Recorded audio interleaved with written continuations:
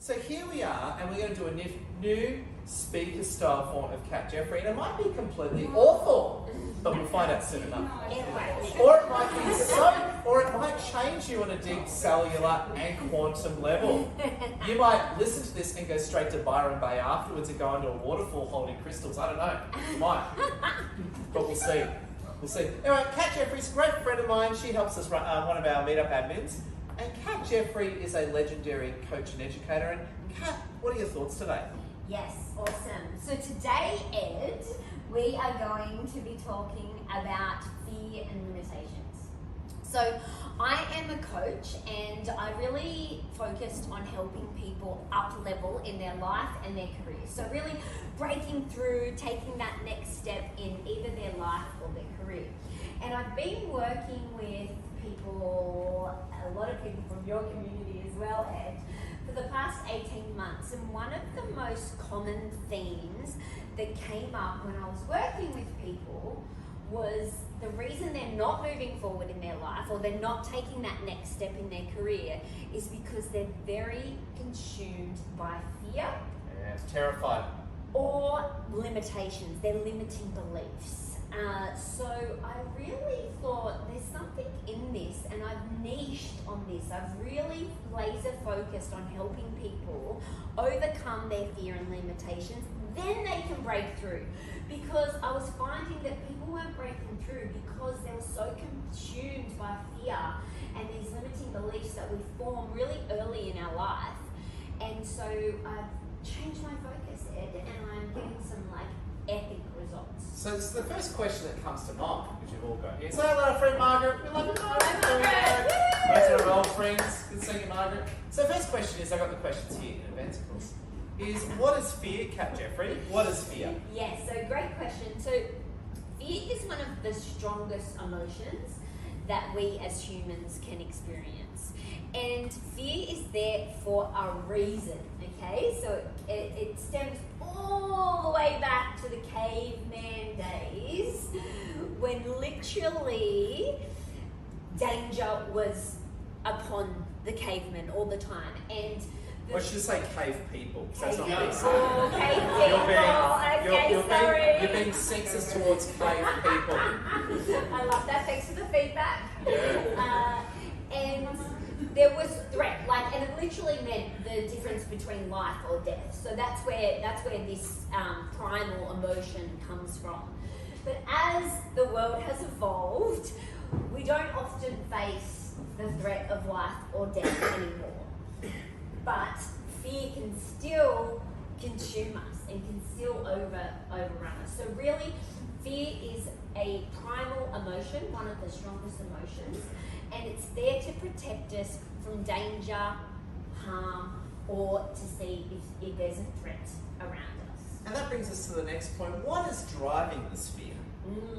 Okay, so what I found in particular over the last couple of years, given we have experienced COVID, a world pandemic that no one had ever been through. Hello, my friend. And the media, so this is my opinion, and it's Fake news, liars. Yes. Hate America, hate you. Controversial, and some people don't agree with me, but the media is very, very much driving fear. So to justify the big changes and what we did and how we responded to COVID, there was so much fear. And if you read the headlines any given day, you will find that 80 to 95% of the news headlines are driving some kind of fear. And I can answer that. Years ago, I was actually at a chamber event in Melbourne, and I actually sat next to one of my old friends who actually said they once worked as an editor at the Age Melbourne paper, right? And they actually said literally, the more fear you have in the paper, the more you sell that day. Absolutely. Directly proportional.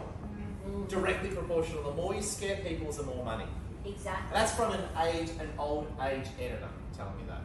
I love that, Ed. And really, fear creates power. So people who want power create a lot of fear. So I found that the level of fear that people are experiencing over the last couple of years has literally skyrocketed. And what fear is doing, it's holding people back. People are becoming stuck in these unfulfilled lives, these unfulfilled careers, these unfulfilling relationships because they're fearful of making a change. Now the big question is that I used to be a very timid, scared sort of guy. I would never do anything, right? Yeah. When I met Lassie and I was going to ask her out, that almost killed me, right? But I did it, right? Thank God she said yes. But the bit I find interesting, right, is that fear can really manifest. Why do some people overcome their fear easily, and why do some people struggle with it? Yes. I certainly used to struggle with it. So just Absolutely. to be honest there. Yeah, and so basically fear is really, it comes from when we first develop our beliefs in life. So the most critical time of our life is actually from 0 to 7, and that's when we create a lot of our beliefs because we experience different emotions and different experiences. And some people, depending on their upbringing, so you meet some people and they've had a really challenging upbringing, but they've done a lot of work, a lot of inner work, and they've overcome that. They've built their inner strength, and they are now, overcoming their fears left, right, and centre. But if we don't face those fears, if we don't overcome them, if we don't even realise that these fears were developed when we were younger, then that's why people become more and more consumed. And so basically, fear breeds fear. So the more we give into our fears, the bigger it becomes. Exactly, and it's paralysing to some people. You hear some people, and especially since COVID, like haven't left the house and didn't leave the house because we're in lockdown, and then haven't left the house since because of the fear that has just like snowballed. Yeah, just a bit of trivia for you. I spend a lot of time on Twitter, especially now Elon runs it, right? And I might support a certain orange man who's going to get elected in 2 years, right? Maybe. That's an allegation, though. He's bringing up politics. And what's interesting about it, though, is on Twitter now, a lot of people are making fun of people who are in their car wearing a mask. Or people who are, you said, comrades on board, right? But there's actual memes going around of people, like they're basically ridiculous COVID shots. You know, people on their own wearing a mask. There's this actually one that was real, I verified it. This old couple wearing masks and literally plastic bags tied around their heads in the supermarket. Not kidding. I thought it was a troll, it was actually for real. Right, actually it's in a lot of papers. So, but it's funny that to this day, a lot of people are still, jump on Twitter, that's where it's all at now. But LinkedIn's better. But a lot of people are still programmed by this fear and they just can't get out of their own little... Yes. I would say they've gone nuts. I would say some of these people have gone completely nuts due to fear. What do you think of that, Kat? Yeah, like I do agree. And not necessarily they've gone nuts, but they've become so consumed and it's so hard to get out of this and break through that they just can't see a way. The expression like the light at the end of the tunnel, they can't see the light at the end of the tunnel. It's dark. It's dark and driven by fear. And the longer you don't take action, the longer people stay at home and allow fear to overcome them, the harder and harder it is. So and we'll talk in a minute about some of the ways that you can overcome fear, but the biggest thing is to take action. To actually get up and face your fear one little step at a time. But if you sit there and take no action, it's going to get bigger and bigger and bigger, and it's going to snowball out of control. Yeah. And before we hear that, now what was your biggest fear that you overcame, Kat? Yeah, so this was one, and again it goes back to when I was younger. So we grew up, and I love my mum and dad. They're beautiful, and they've always shown us a lot of love. But we didn't we didn't have much money at all growing up, and we actually lived in housing commission, which is government-funded house. And when I went to school, I was like the poor kid, right? Oh, you were the houser. The houser, exactly. I was a houser, so I'm allowed to make fun. Called that, and it created a lot of embarrassment for me, and I was fearful to tell people. And so basically what happened as a result of that was I just wanted everybody to like me. I didn't want to be known as the houser. I wanted everyone to like me. So I became a massive pleaser. So I was constantly pleasing people because I was fearful of their judgment. So you kind of overcompensated. Overcompensated completely I've done because I was fearful of judgment of others, because it really hurt my feelings way back then when I was at school and I was the poor kid and I was the houser and I was the one who had the cheap jumpers and not the school brand. And that fear and embarrassment and fear of judgment really consumed me. So as a result, I was a massive people pleaser. Okay.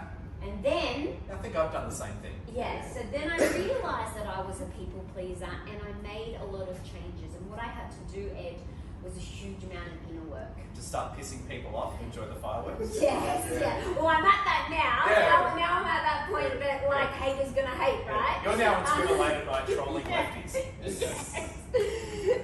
But I had to do a lot of the inner work, and that's my 7-step program to overcome fear, is really step by step doing that inner work, one step at a time. So tell us about your 7-step program to being awesome, like catching.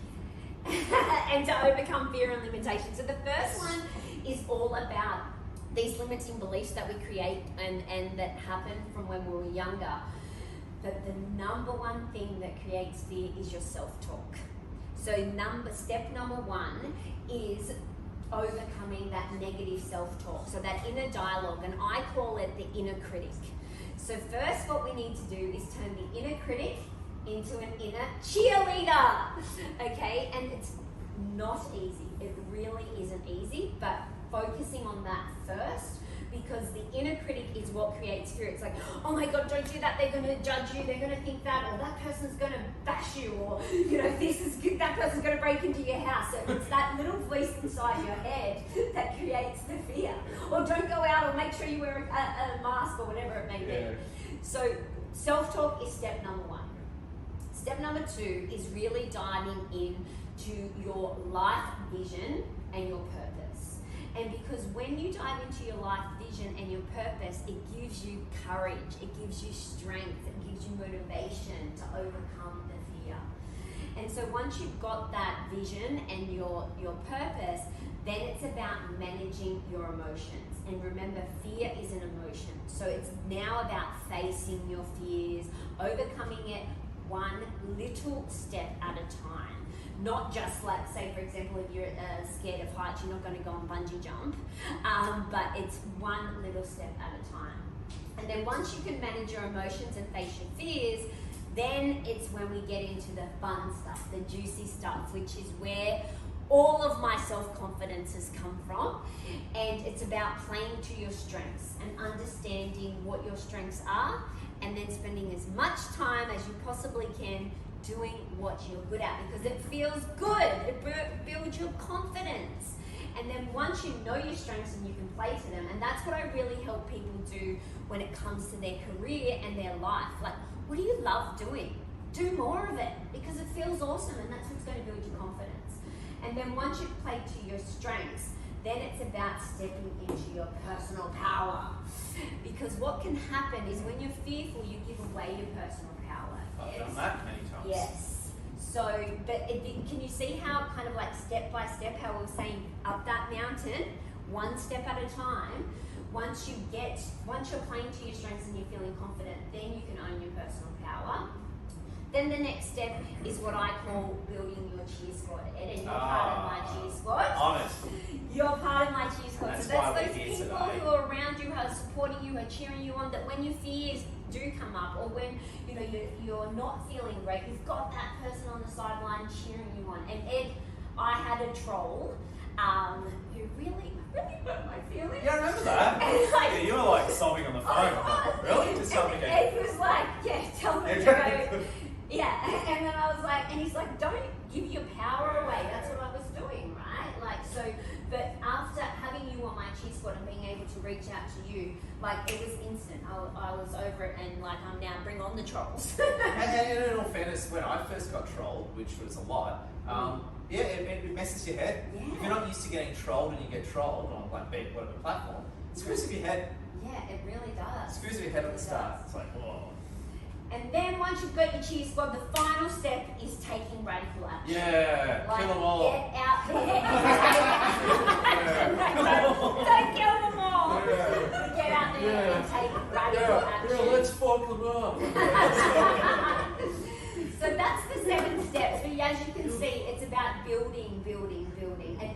to start with the self-talk and limiting beliefs first. Because if you don't overcome the self-talk and limiting beliefs, then you're going to be held back by that. You're going to climb that ladder and then, or climb that mountain and be brought back down. Now, question for you. This is by the way, this is a shot at my older self. So, this is my older self. I was at one point in my life, I was so scared, I just couldn't get out of that fear loop. Yeah. To anyone listening who was like me, stuck in that fear loop, how do you get out of that fear loop? Yeah. Like, let's say you're really messed up. Yes. How do you sort of break through that? So it took me a long time, and I'm wondering if it could have been done a lot faster.